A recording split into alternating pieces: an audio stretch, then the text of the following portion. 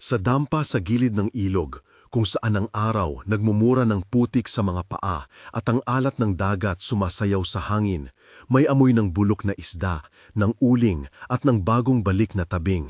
Ang lupa malambot pa mula sa huling baha at ang mga kurtina ng tela sa mga tinda naglalagablab sa pulang liwanag ng hapon. May tunog ng kabayo na malayo, malakas ang ungol ng mga aso at ang tawa ng mga bata na parang kampana sa palengke. Si June, isang batang basurero na walang pamilya, nagdadala ng luma niyang supot, may mga daliri na makunat at mata na laging naghahanap ng pag-asa. Siya 16 anyos, maliit ang katawan, ngunit may tinig na malumanay at kamay na sanay magbuklat ng mga bagay na itinapon ng iba. Sa isang bahagyang anino sa ilalim ng malaking poste ng ilaw, may nakita siyang bakas ng paa na hindi pang makatao, malapad at may kuko na parang kabayo, at ang simoy ng hangin ay nagdala ng kakaibang tunog, parang huni ng kabayo at iyak ng babae ng sabay. Hindi siya natakot, ngunit naramdaman ang isang panginginig sa balat at puso. Lumakad siya papalapit at doon,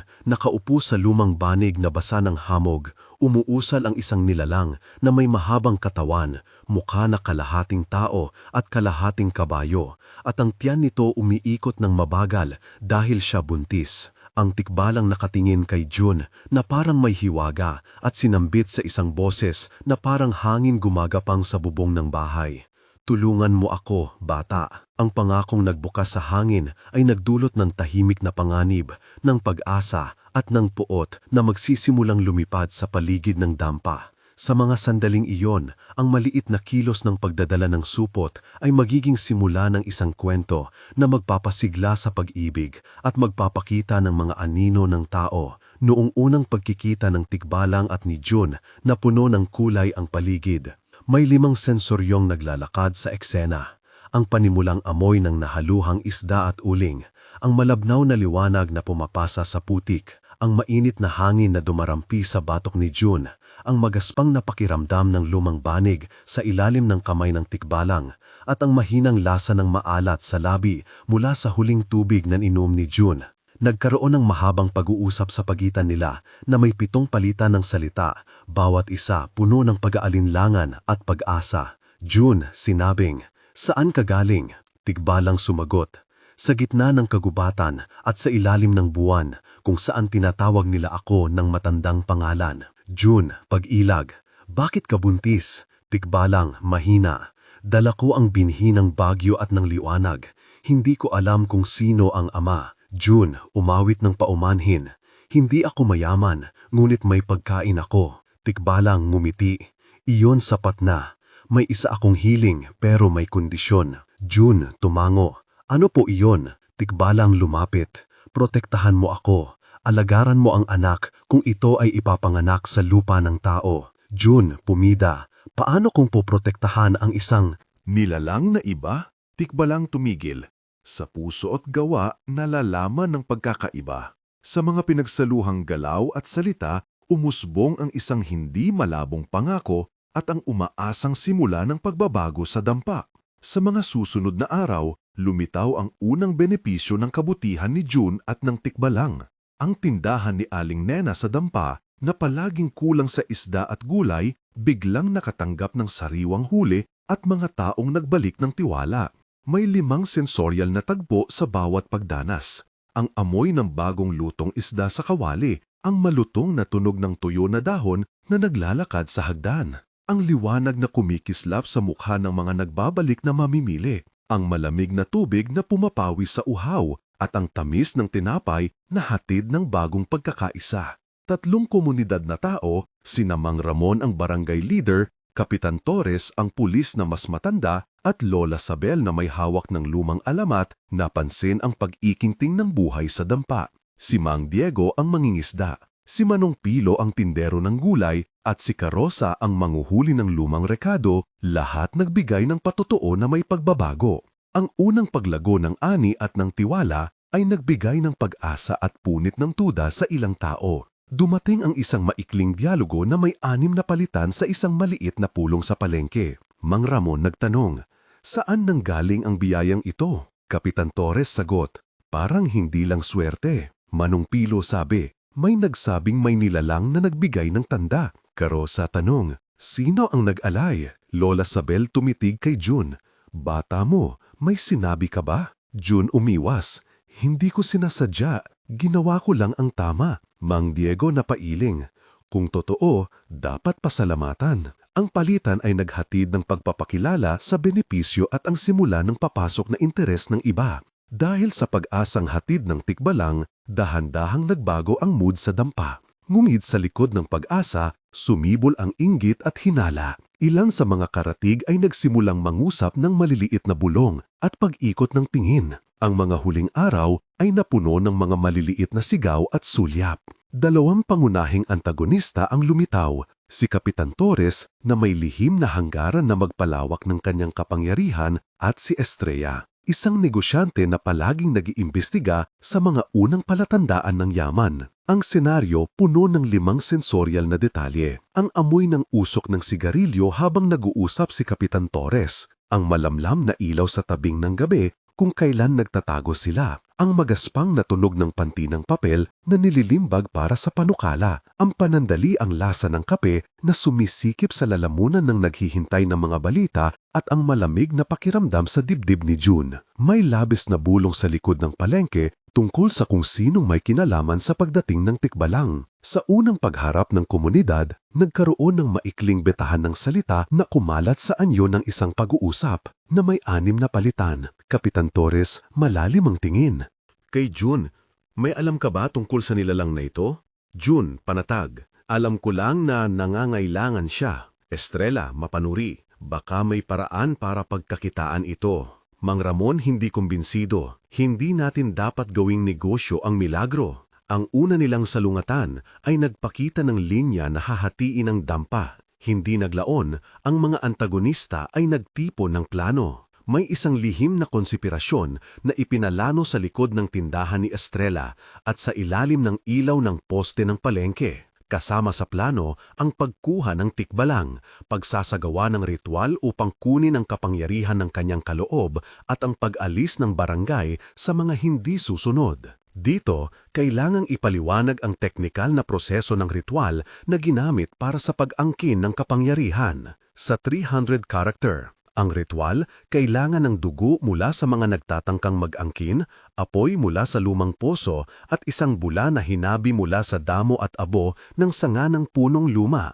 Kailangang sundin ang pagkakasunod para hindi magsimulang maglakbay ang sumpa at may pananalangin na dapat basahin ng 3 tao. Sa eksena ng konspirasyon, may mga pag-uusap na may 7 palitan, bawat salita punong-puno ng plano at pag-aalap. Estrella nagbigay ng instruksyon, magdala kayo ng poso, ng abo ng sedro at dugo ng manok. Kapitan Torres umiling, sino ang magbubuhos? Lolo Berto na walang alam sa kababalagan tinanong, at kung may masama na mangyari? Estrella matalim, hindi ka makakaalis kung kailangan. Mang Ramon nagtanong mula sa tabi, ano ang kapalit nito para sa bayan? Ang pag-uusap ay nag-umpisa ng planong magpababa sa tada na ng dampa. Ang unang pag-atake ay nangyari sa isang gabi na mabigat ang ulap at mahina ang liwanag ng buwan. Nagsimula ito sa pagkuha ng mga gamit ng tikbalang, sa pagharang sa paligid ng kanyang banig at sa paglalagay ng ritual na mga marka sa lupa.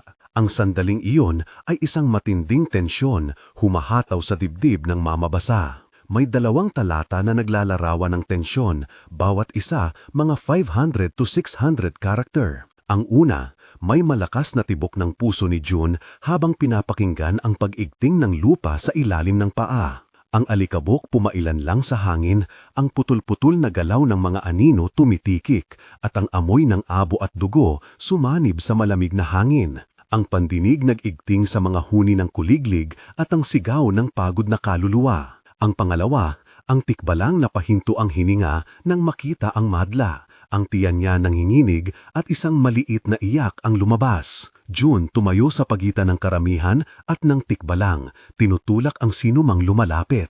Nagkaroon ng pinaka-intensong pag-uusap ng eksena na may 8 palitan. Estrella sumisigaw, itong nilalang ay susi sa bagong kapangyarihan. June sumagot, hindi siya ari ni Numan. Kapitan Torres timpla ng kasuklam. Saan ka tumayo, bata? June malakas. Nasa tabi ko ang tama. Lolo Berto umiikot. Ano ang ating gagawin? Mang Diego tanga ng lambat. Hindi ito para gamitin. Ang usapan ay nagpasiklab ng pagtatalo at digmaan sa loob ng dampa. Matapos ang pagkilos na iyon, humina ang tikbalang. Ang kanyang katawan nahirapan at ang panganganak ay malapit na. Nagkaroon ng mga bagong tauhang tumulong at nagbigay ng lakas.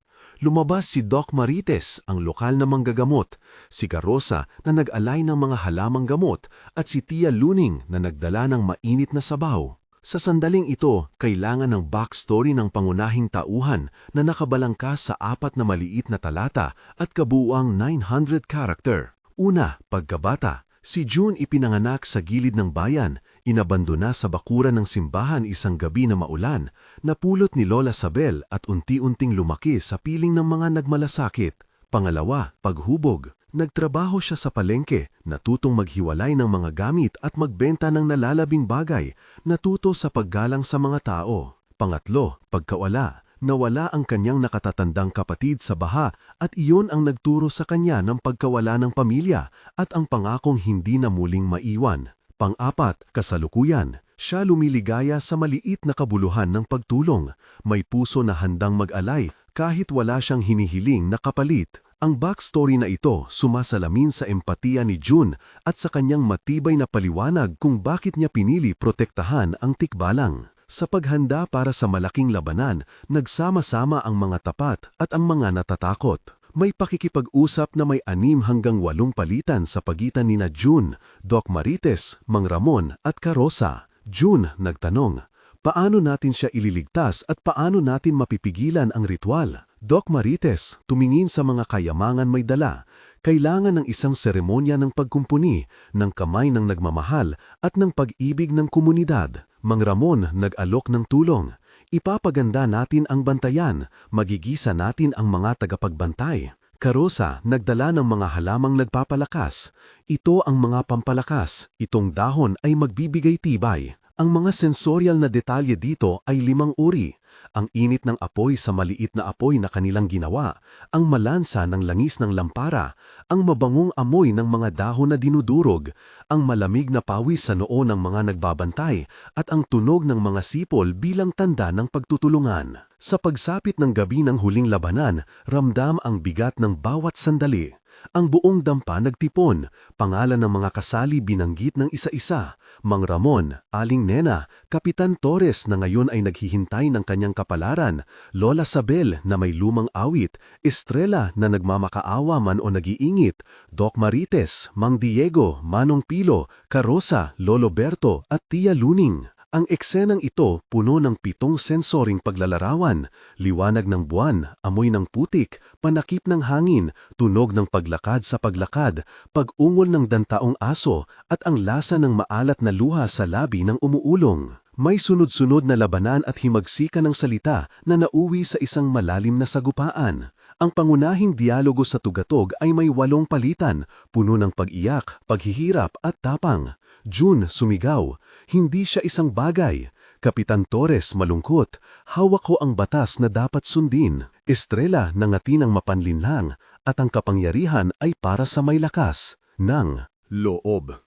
Lola Sabel tumilaok, hindi ito sinukatan sa lakas. Doc Marites mabilis, kunin ninyo ang apoy, papatayin ang marka. Carosa humalak, Diyos at lupa, tayo ang susunod. Sa huling sandali, si June nagdesisyon na isakripisyo ang isang mahal na bagay para iligtas ang tikbalang. Ang sakripisyong iyon tumimo sa puso ng dampa. June inalok ang kanyang pinakamahal na bagay, ang maliit na kwintas na nagmula sa kanyang kapatid, at inilagay ito sa pagitan ng mga kamay ng tikbalang habang umaawit si Lola Sabel ng lumang panalangin. May isang mahaba at mesilan na pagpapaliwanag ng proseso ng seremonya na binigyan ng 3 raang karakter.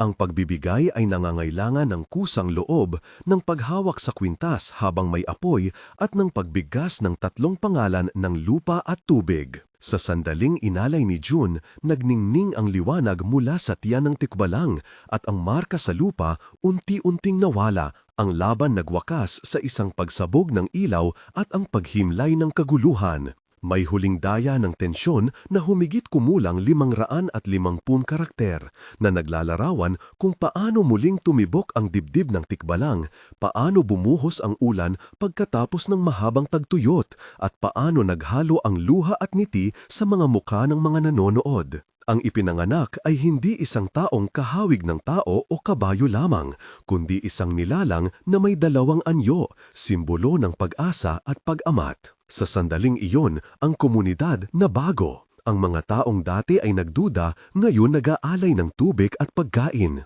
Estrella, umalis na may mabigat na muka. Kapitan Torres humarap sa kanyang kapalaran at humingi ng paumanhin, at ang iba ay nagtulong sa pag-aalaga.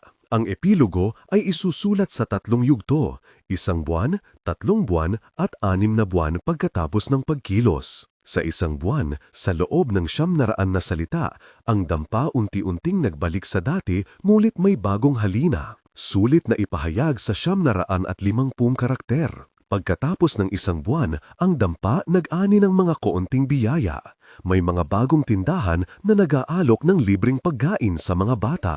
Si June nakatanggap ng maliit na espasyo sa bahay ni Mang Ramon upang matulog at nag-aral ng gabi. Ang tikbalang na ina na tinatawag na lanya ng mga bata nagpapahinga sa gilid ng kagubatan at pumapasyal tuwing umaga upang suriin ang kanyang anak. Maraming mamamayan tulad ni Aling Nena at Mang Diego nagbigay ng banal na pasasalamat at nagsimulang magtanim ng mga buto sa paligid ng dampa. Ang pakiramdam ng komunidad nagbago, may pagkakaisa at pag-asa. Sa 3 buwan, sa loob ng 950 karakter, ang bagong buhay sa dampa lumago.